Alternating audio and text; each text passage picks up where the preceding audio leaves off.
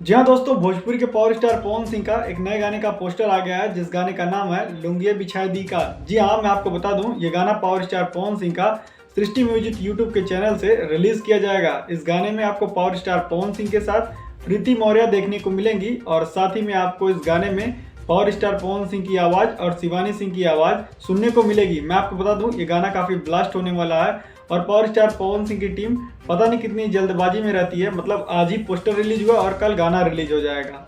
मतलब मेरे कहने का यही है कि पावर स्टार पवन सिंह की जो टीम है उसका थोड़ा सा सिस्टम बिगड़ा हुआ है। पता नहीं कैसे लोग मैनेज कर रहे हैं। इस सब चीज़ों पे काफ़ी सवाल उठ रहे हैं और फैंस काफ़ी गुस्सा हो रहे हैं क्योंकि पावर स्टार पवन सिंह का गाना टाइम से रिलीज नहीं हो रहा है और उनके इस गाने का पोस्टर आ चुका है और गाना काफी लाजवाब और धमाकेदार होने वाला है। तो कल 7:45 पर इस गाने को सृष्टि म्यूजिक यूट्यूब चैनल से रिलीज कर दिया जाएगा और गाना काफी ब्लास्ट है और मार्केट में खूब बवाल मचाएगा।